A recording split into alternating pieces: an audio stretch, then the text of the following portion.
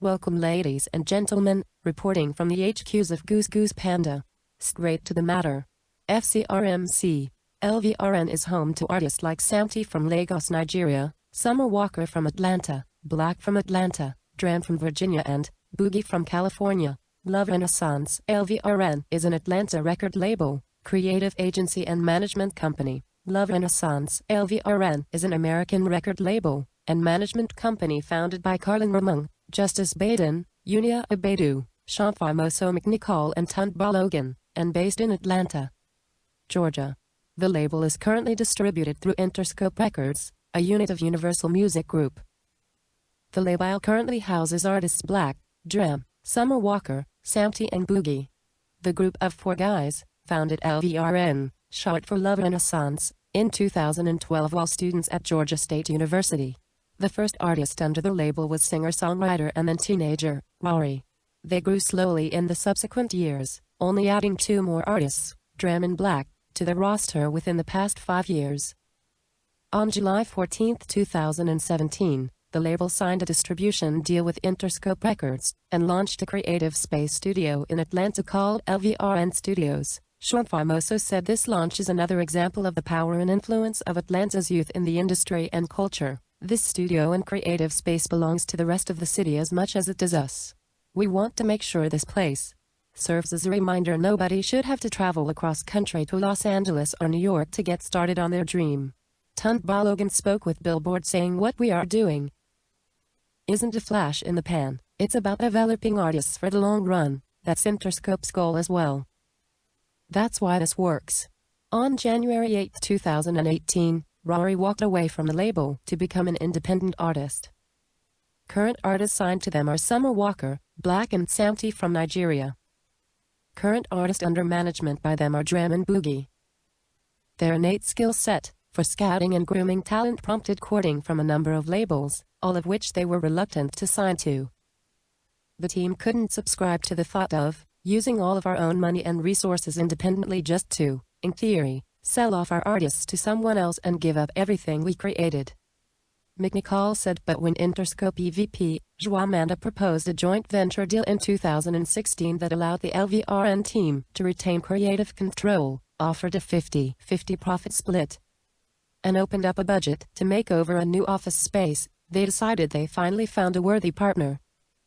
Being young black men from Atlanta, we have great music but people don't really respect our business, Balogan said. Instead of buying a whole bunch of fancy things when we got money, we got an office, and we renovated that office to a very high level and standard.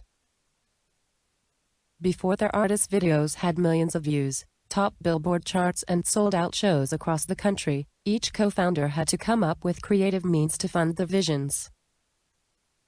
Studio time and music videos were funded by selling cars, shoes, taking out loans and FAFSA checks.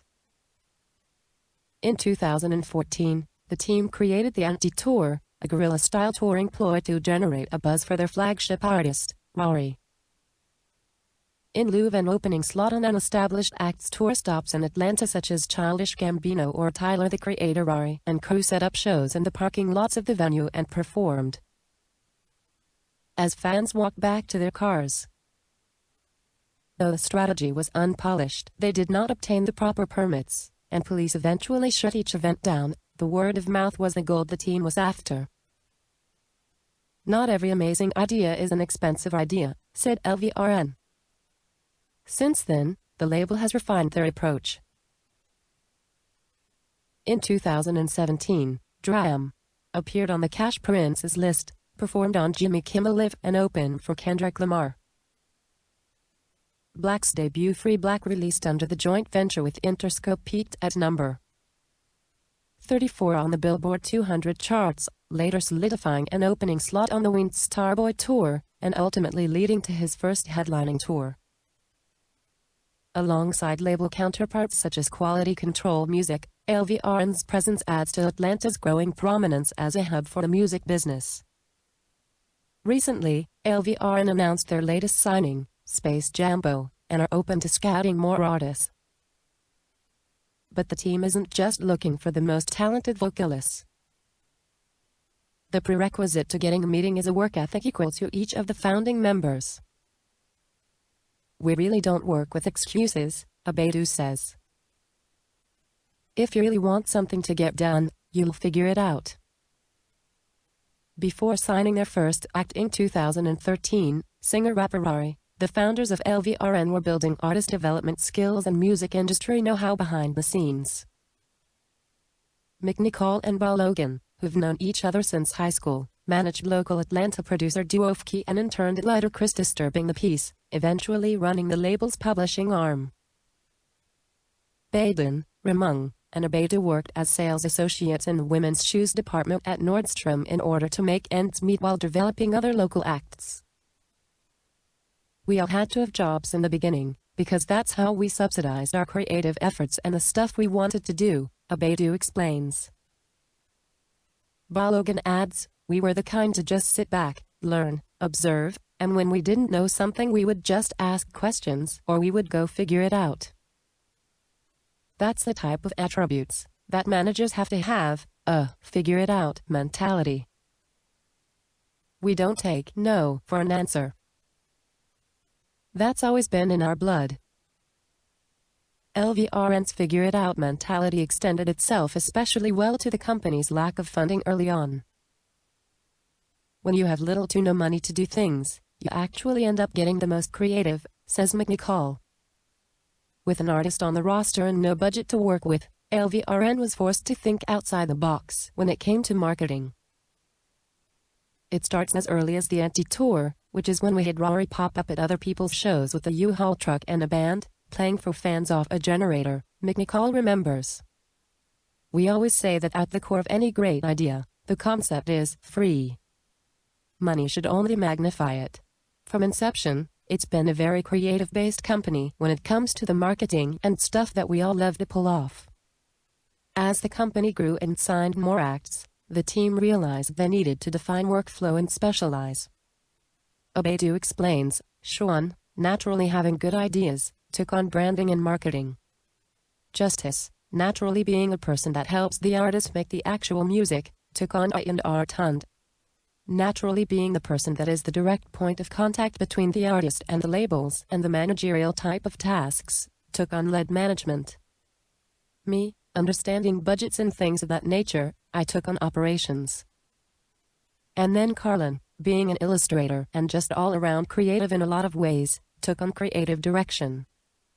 While all 5 of LVRN's co-founders consider the company itself, and the decisions that came with founding it, such as dropping out of college, quitting jobs, and defying parents, to be one big risk. McNicol comments that their approach to company culture is also risky in terms of the way they invest themselves personally. We are a very family-style company, artists included, he says. It's a very personal, hands-on approach. The risk we inherently take with that is we care about these people on a deeper level than just a typical client relationship. We feel a personal responsibility to make sure they're straight financially, emotionally, all that, he adds, noting the tough and at times fickle nature of the music industry. After successfully launching both Rory and Broccoli singer Dram's career, the guys behind LVRN felt confident about both their understanding of how the industry works and their ability to subvert tradition and innovate within it. With each artist, they developed relationships with executives of major labels. Rory signed to Columbia and Dram signed to Atlantic. You start to become friends with everybody, or at least acquaintances, so there is a mutual respect you have for them, McNicol says. Though they didn't go with Interscope, who had repeatedly expressed interest in both artists, they maintained a relationship with the label that would bear fruit in the way LVRN looks today. When LVRN signed Black and the company finally had some money in the bank, they were able to leverage more and move independently. They turned down dinners and flights to meetings with labels, motivated to find Black mainstream success on their own, until Interscope approached them with an offer they couldn't refuse. Today, LVRN's joint venture with Interscope is a mutually beneficial partnership that allows the imprint to maintain the independent mindset they pride themselves on. Interscope's investment helped LVRN open their Atlanta headquarters, which serves as the hub of the company's management, creative direction, and production services. and initiated the launch of LVRN Records. We have all the resources that we need to get things that we want to do done at the time and pace that we want to get it done, and have a partner to help amplify our efforts. Mark Nicol says of the venture, "Having everything you need to be able to activate your independence is really important." LVRN's latest signee, Summer Walker, released her debut album in October of last year and landed her first Billboard Hot 100 single in February when her Girls Need Love remix with Drake debuted at number 87. With a strong foothold in the music industry, LVRN has its sights set on strengthening the brand by expanding to creative projects outside of music. "There's a lot of value that we know we can add to different efforts that have nothing to do with music, so I think that's something that we're definitely looking forward to doing more of," says Abedu. Keeping things close to home will remain a significant part of the way LVRN drives the business moving forward. "We're establishing a real base in Atlanta so that all of our talent that manifests here doesn't have to go other places to get to the next step," Ramon says.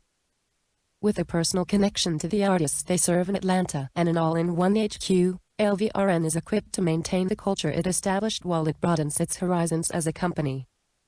Though LVRN now has its footing, the founders admit they had a tough time getting to where they are. At first, the label wasn't financially stable and found shortcuts in order to fund various projects. Like Rory's 2014 video for God's Whisper, the jacket he wore in the video was returned to Nordstrom, where Ramon and Abedu worked at the time, as soon as they finished shooting. They paid the video's director Andrew Donahoe $5,000 in crumpled dollar bills.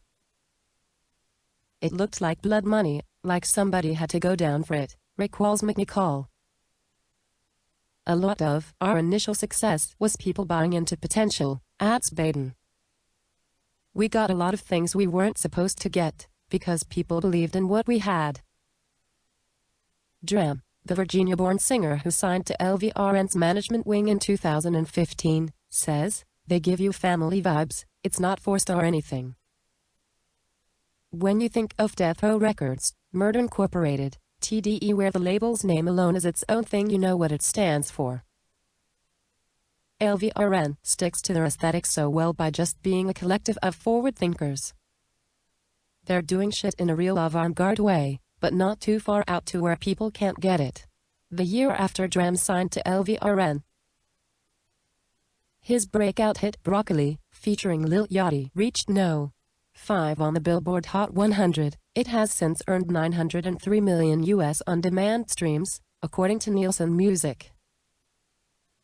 Also in 2016, Black's debut, Free Black, earned a Grammy nomination for a Best Urban Contemporary Album. His follow-up, last September's East Atlanta Love Letter, peaked at No. 3 on the Billboard 200. Gave the artist his first number on the top R&B albums chart and earned a Best Rap Song Performance Grammy nod for the J. Cole-assisted Pretty Little Fears, says Abedu. He's an example of an artist who really puts in the hours and studies exactly what he wants. Balogan says, eventually, he and the other co-founders really started to feel ourselves, especially, he adds, because they finally had some money coming in. LVRN was distributing music through Empire at the time, but knew they needed major label backing to make it despite concerns about losing control. And so they hopped on the merry-go-round of endless lunches, corporate meetings and flights out to Los Angeles. Until one day, McNicol got a first-time call from Interscope executive VP Joao Manda.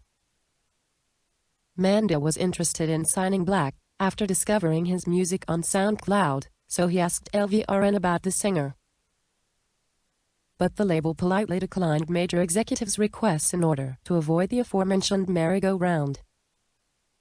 Manda says, they weren't bringing Black into any meetings because their plan wasn't to sign him for a while, they wanted to keep developing him themselves.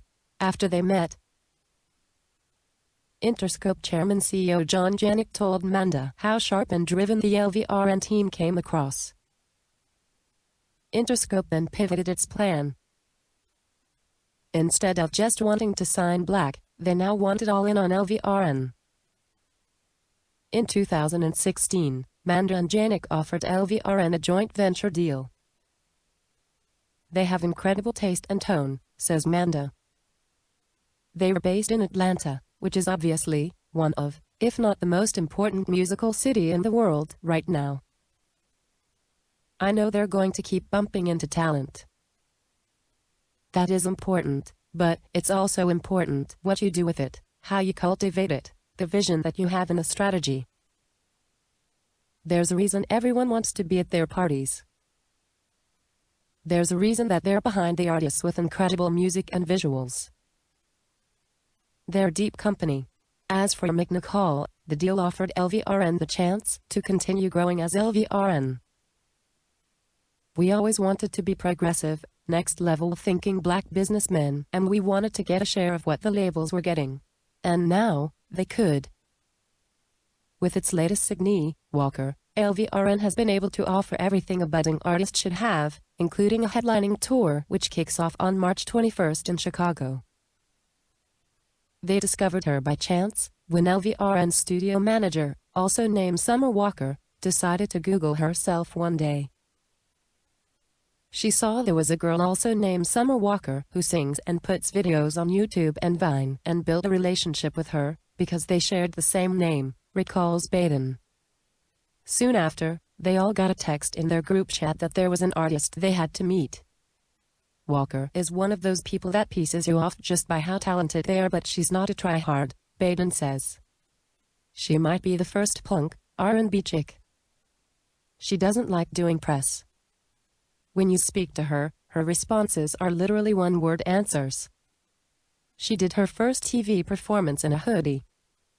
As an R&B chick, you're supposed to get dolled up, stand there, look pretty and sing. But she gives no fucks. The independence that Walker craved is what drew her to officially signing to LVRN in 2018. They're very cool and laid-back dudes, she says. They don't really need me to be glammed out or force me to do things I don't want to do. They just let me go on my own path, whatever that is. And I like that freedom. The singer, who grew up on old-school acts like Sam Cooke, Aretha Franklin and Teddy Pendergrass, released her debut album, Last Day of Summer, in October. This month, she scored her first entry on the Billboard Hot 100, as her Girls Need Love remix with Drake debuted at No. 87. Another recent addition to the label, on its management side, is Compton rapper Boogie, who is signed to Shady Interscope. His first LP, Everything's for Sale, arrived in January. I think he's a lyrical genius, Abeji says of Boogie. He's the type of person that when you tell him, hey, we're about to do press, we need you to freestyle, he just does it. Knowing the level of talent and trust that he has in our ideas is really amazing to me. Even if he doesn't agree with something, he's always willing to try. But, as Manda said best, even as LVRN's roster grows and its artists hit new career highs, what remains most compelling is the success of the men behind the label. All five are first-generation immigrants with roots in Jamaica, Trinidad, Ghana and Nigeria. And though their parents were reluctantly supportive, not knowing if music was the most financially sound decision for their sons, they've more than proved themselves. My mom didn't understand it until I brought home a platinum plaque for Rihanna's love song, says Balogan. He was managing producers of the 2013 single at the time. She finally got bragging rights that she could tell her friends about. Running a record label as five young black men is a daunting responsibility in an often cutthroat and whitewashed music industry. But the co-founders feel that despite an increasingly tense political climate, the music industry, at least, has been forced to open up. There seems to be a way to treat urban acts, from what kind of deals they're given, how venues treat them, says Baden. But you can't lie to us anymore and tell us that we're not popping. You're gonna respect Lil Uzi Vert as much as you do Casey Musgraves. Now that we all know that, the best thing is to figure out how to devise a plan to make sure we maintain control and equity in everything that we do, because we can easily get robbed. With its artists on an upward climb, LVRN is now turning its attention on itself. Recently, the co-founders have transformed LVRN's flagship Atlanta office into a hub that offers local creatives a free space to take meetings. Next, they plan to go Hollywood. They are consulting on films and developing an untitled scripted TV series that they hope to sell to a major network, which Manda is all for.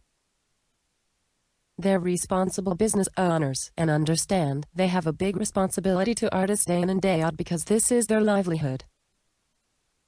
They're not spending the money on Ferraris and yachts in the Mediterranean.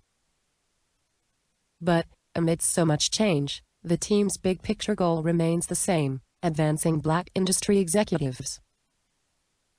"We're a united front," Balogun explains. "The greatest things to happen to Black music is the Music Modernization Act and streaming. You can't deny our impact or force-feed people shit anymore. That, the co-founders say, largely falls on the media, including Billboard. Billboard is doing what everyone else is, and that's sectioning us," Baden says. Adds Balogun, "It's crazy that you see the same people over and over again on the Power 100. The president of a label should get recognized, but if 75% of your label's market share came from Black artists, don't you think your urban department should be on the Power 100 with you? I get why these executives are up at the top, but who's really doing the work? Even so, such racial disparities only drive LVRN even more. If there were 5 white boys doing what we're doing, they'd be getting more money, more recognition, and they'd have a Billboard cover," says Balogun.